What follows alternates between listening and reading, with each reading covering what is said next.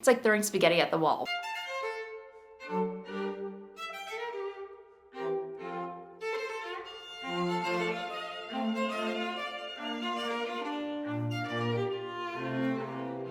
Hello, I'm Kristen, also known as Voolenvine, here on my YouTube channel where I chat about what I'm knitting, what I'm sewing, what I'm making, or whatever crafty rabbit hole I happen to be diving down this week. And as always, I'm so happy that you're taking some time out of your day to chat about all of those things with me. And today is yet another knitting episode. And you're probably wondering, Kristen, where were you last week? Where did you go? Dennis and I went on another impromptu trip to Cape Cod, so while I did hope to record an episode out there, I could not make it happen. So I apologize. I'm back this week. I did take a little time off, but I have so much to catch you up on. I hope you guys are excited for that. So gather around, grab a cup of something, and let's chat about it, shall we? But first, just a couple of announcements as per usual. Of course, we do have our History Make-Along that is currently underway. Once again, that is our year-long make-along where we are endeavoring to create something historically inspired prior to the 1950s. So whatever time period you were drawn to, whatever your craft may be, you are so welcome to join. And it kicked off March 2020 and is going all the way until March 2021. So there are two ways to participate. One way is to head on over to the Voolenvine Ravelry group where there is a thread specifically for the History Make-Along. All you have to do is participate in the chatter happening in that thread, share your projects, share your progress, root each other on, share links to inspiring patterns, whatever. As long as you're participating in that thread, you are automatically entered to win a giveaway at the end of the make-along. The other way is to participate over on Instagram using hashtag MAL. And of course, as I mention every week, I'm following that hashtag and completely inspired by all of your makes. And I have to admit, I've been very bad when it comes to following other podcasts, other YouTube channels, participating in other make-alongs.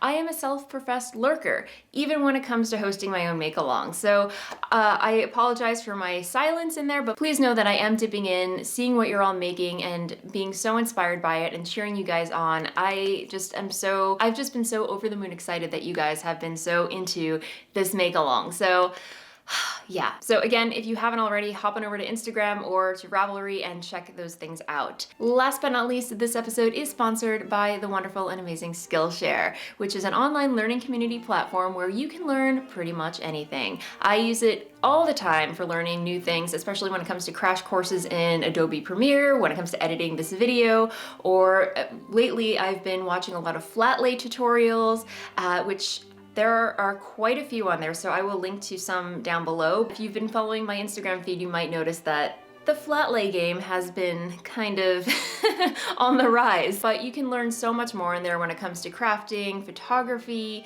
tech, writing, you name it, it's on Skillshare. If that strikes your fancy, click on the link in the description box below and you'll get to try Skillshare for 2 months, absolutely free, on yours truly.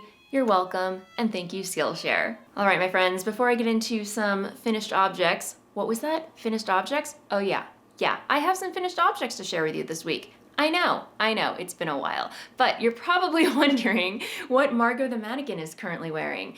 These past couple of weeks, she's been wearing my Vildesmeer shawl, but this week I decided to switch things up and give my Impressionists shawl some airtime. And this is part of a collaboration that I did with Helen Stewart of A Curious Handmade for her mystery knit along, I want to say about 2 years ago. And Helen Stewart designed the pattern and I dyed the yarn. So of course the yarn is Voolenvine yarns in 3 different colorways on my Nouveau base. So this purplish blue colorway right here is Thaw.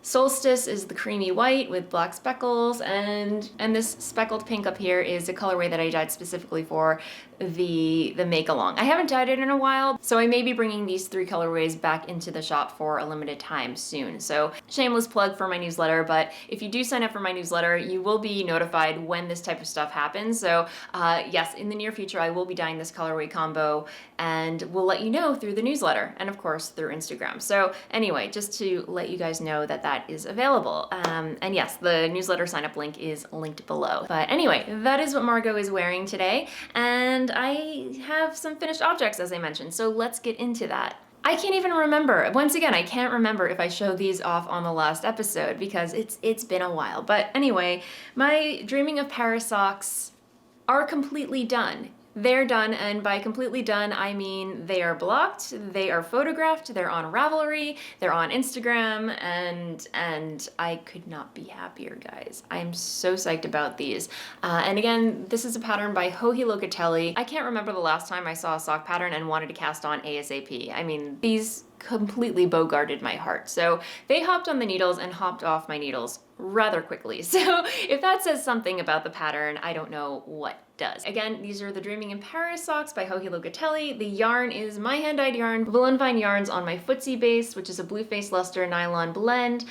This pearly gray color up here is black pearl, and then the contrasting color is Jilted Rose, which is kind of like a rosy muted pink. And yeah, these are just so fun. And again, I just want to reiterate that I did switch to helical knitting for the stripes to prevent any jogs from happening, which you can kind of see. Again, after I blocked them out, it completely, well, not completely, but it smoothed out a lot of these jog stitches right here where I picked up and knit with the next colorway. So again, helical knitting solves all of that. And you're probably sick of seeing them on the podcast or the YouTube channel. I always want to say podcast. I'm so used to saying podcast, and I know a lot of other fellow YouTubers and vloggers who knit and have their own channels refer to their channel as a podcast, because I think a majority of us started out podcasting as an audio podcast and then switched to video podcasts. But I don't think you can call a video a podcast because it's video. Anyway, random side tangent, but I'm trying to get in the habit of calling this a YouTube channel or a vlog because that's essentially what it is. Podcast is audio.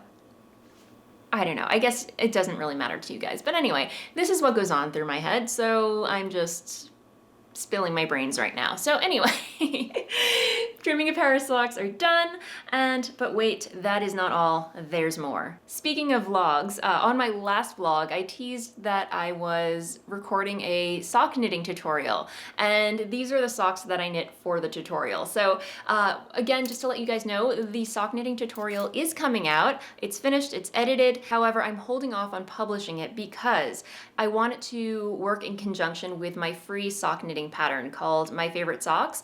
It's a free download over on Ravelry and my website, voolenvineyarns.com. However, I published it back in 2015 when I was just dipping my toes, pun totally unintended, into pattern design, and revisiting that pattern and reading through it, I realized there are a plethora of things that I want to reword, and also there's quite a bit of errata. And of course, I did not run it by my tech editor at the time, or a tech editor. So I'm going back and giving that pattern a major overhaul, reformatting it, correcting all the errata, and running it through my tech editor. Faye, if you're watching, I will be in touch very soon.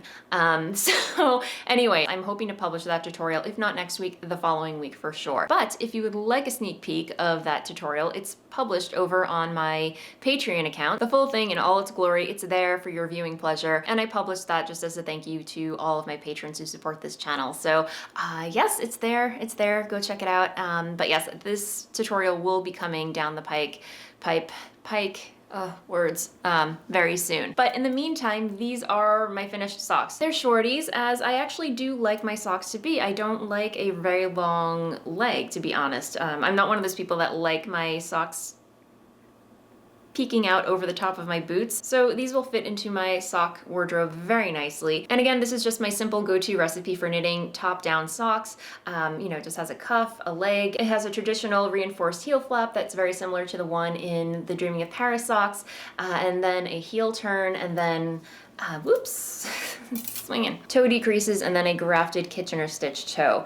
And all of that will be explained in the video and in my pattern. By the way, you can still download the pattern. The pattern is available again for free on my website on Ravelry in its original form. So if you are curious to see how poor my pattern writing skills were, look no further. But that will soon be updated. But again, the yarn is my hand-dyed yarns, Voolenvine yarns on my footsie base in Jilted Rose. This yarn was actually left over from the Dreaming of Paris socks, so I'm really glad that I got to use up the rest of the yarn from that skein. Honestly, I could crank out another pair using the leftover yarn of black pearl, so that might that might come around soon. So anyway, I haven't decided, but yay, another pair of socks. I swear my sock knitting mojo has not made a comeback completely yet.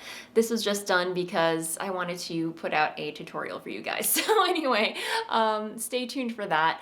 And the like. So anyway, moving along. My friends, I've been very naughty. I know I have a plethora of projects on the needles. I have quite a few sweaters and some other things that I have to remind myself that are actually on the needles that are in Area 51 in hibernation. But again, I saw a pattern and knew that I had to cast it on immediately. And I talked about it in my favorites episode for this month, and that is the Misurina pullover or tee by Caitlin Hunter. And as you know, I love pretty much everything Caitlin Hunter designs. I think I have about 3 sweaters that I've knit by her. I have the Zweig, I have the Soldotna, I have the Tenya, I have the Engel sweater. I knit all 4 of those. I'm pretty sure that's it. But anyway, this is going to be the 5th sweater that I cast on and knit by her. And here we are. I regret nothing. I cast this on and pretty much blew through the yoke, and now I'm onto Body Island. I just got onto Body Island last night, so now it's just going to be smooth sailing until Sleeve Island. But yes, as the pattern suggests, it is a cropped tee. However, I am going to, I know I said I was going to do this with the Soldotna, but this does not require any color work, but the pattern has you only knit short sleeves. I'm gonna go full length on the sleeves because I want to wear this throughout the winter, especially because it is wool yarn, and the yarn, I should say, is La Bien-Aimée, and I'm going to totally get this wrong, so I'm going to get the tag out, but I purchased this at EYF last year. So this is La Bien-Aimée's collaboration with Rosa Pomar of Mondine. I think I'm pronouncing that correctly, but here's the tag. I love this little logo. It is so cute. Here's the other side, the La Bien-Aimée. And one skein has 385 meters, 421 yards. It's 100% non-superwash wool. And the colorways that I'm using, let's see. The main color up here is Undergrowth, which is this dark purplish gray with like, it's almost like opalescent. It's really interesting. There's a lot of depth to it. So there's that. And then this contrasting color over here, which is a lighter grayish purple, is her pink granite colorway. And loving the way these colorways are playing together. And the neck has short row shaping in the back, and yeah, so completely loving it. And if you're wondering, I am doing helical knitting for the body and the sleeves. However, for the yoke, I did skip the helical knitting because it's color work. You really can't tell where there's any pooling or anything. And I will be totally honest, there's hardly any pooling in here. So you can see it there. Yeah, hardly any pooling. But I did... I was watching TV with Dennis last night, and she gives you 2 options for body stitches. So you can do an eyelet stitch or a textured pearl stitch for the body. I'm doing the eyelet stitch, which you can kind of see over here. And then I was watching TV with Dennis, and then for some odd reason, I decided not to do any eyelet stitches before the end of the row. I just stopped randomly. I think because I was slipping the stitches in helical knitting, and I just decided to knit the rest of the row. So I'm gonna rip back. I'm gonna rip back a couple rows and redo that. Not a terrible mistake, but you know, a little bit annoying. So yeah, that's where I am with my Misurina. I hope that's how you pronounce it. Misurina.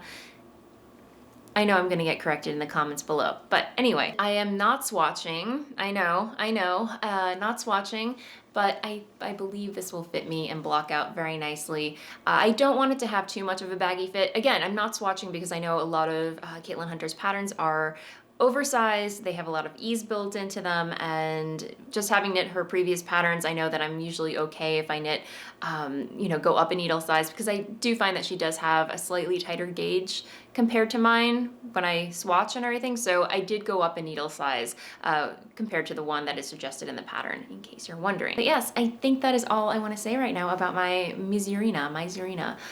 You say potato, I say potato. Yeah, wow. Anyway. But yes, that is what I cast on recently, and you know what's been getting a lot of love these days, or not a lot, but some? My blanket of calm. I know, it's been so long, my friends. This is a pattern that an SOS cast on actually, crochet pattern that I cast on when COVID first started getting scary. My knitting mojo was down, I didn't feel like working on anything, and a lovely viewer suggested that I check out this pattern and saved my creative mojo. Not gonna lie. While I have let it fall to the wayside for a few months, it was great to come back and revisit it. I just appreciate that it's there waiting for me when I want to work on it. And yeah, so this is one square. I have quite a few squares that I banged out while Dennis and I were in Cape Cod over the weekend. But again, the yarn is by Bergère de France in their Gumi 50 beige colorway, and I just love the variation variegation in this colorway, and they have a lot of other fun colorways along this line too, so definitely check out this line of yarn. I should probably stop weaving all my ends and start grafting them together, because I can tell this is going to be a little bit of a chore to graft all of these little tiny squares together, so I should probably get a head start on that soon. However, I am kind of looking for another like a solid colorway to do that with. I did look on their website to see if they had any solid colorways in this base, but apparently they don't. So I might just hop on Knit Picks. Maybe Knit Picks isn't the way to go, because this yarn is a blend of wool and polyamide, so I should probably find something, maybe Regia is the better way to go. Anyway, thinking out loud. Well, I'm not gonna pull out all of my little squares to show you. You get the idea. It's back in business, and it's been bringing me so much joy these past few days. The pattern again is the Blanket of Calm by Casapinka. It is a free pattern, and it's very similar to another free pattern called the Battenberg Blanket by Sandra. So I will link to both of those down in the description box below, along with everything else that I mentioned in this episode. So yes, that is all the knitting content and crochet content that I have to share with you this week, my friends. So without further ado, I am going to move along to the Blather segment, a segment where I chat about what's been going on in my life, should you care to stick around. As I mentioned, Dennis and I took another trip up to Cape Cod, where his family has a summer house out there. And with COVID happening, Dennis and I obviously haven't been traveling.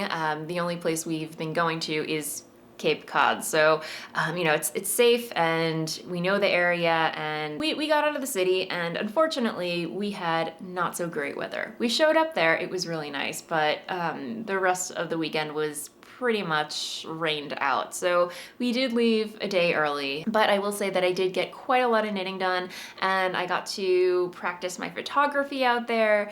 Dennis, as you know, likes to go on hikes and take me along with him. So instead of kicking and screaming, I make it fun for myself by bringing along my camera. In my favorites episode, I mentioned that I was getting into double exposure photography, and just going out in nature, there's so many opportunities to get some stock photos of, you know, like plants, flowers, wildlife, and just all this kind of, you know, stock footage just to keep in a database, so to speak. So if I do take a portrait or something, I can easily overlay things and double expose them in Photoshop. So it was really fun to do that, just gather all those, you know, random photos for later use. And yeah, I did manage to do double exposure of Dennis while we were out on a trail. So I'll pop an image of that here so you can see. And yeah, I'm just having so much fun with these, and definitely want to do a lot more. So be on the lookout for that. I've been posting all of these on my Instagram feed. I know it's not knitting related or fiber related, and I've been kind of tiptoeing around the idea of starting a separate Instagram account just for my photography, so let me know if that's something you'd be into. Let me know in the comments below. But I haven't totally decided yet, so we shall see. And speaking of photography and Skillshare, believe it or not, I've been dabbling in street photography classes. I know. I'm just so enamored with how many styles of photography there are, and I'm just so excited to just dip my toes into all of those styles and just see what kind of sticks. It's like throwing spaghetti at the wall. But anyway, I haven't legitimately tried street photography yet, but I think what's drawing me to it or wanting to learn more about it is because I love people watching. I am such a people watcher, and like observing the way people behave and the way they do things, the way they dress.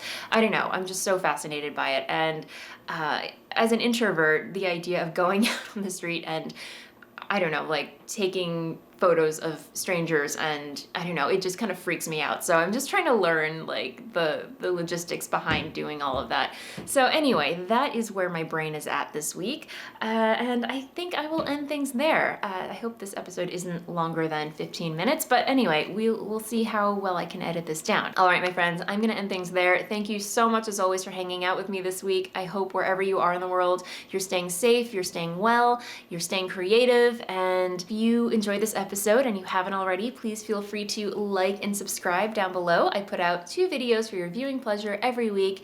And until the next video, happy knitting, happy sewing, happy making, and I'll see you next time. Bye!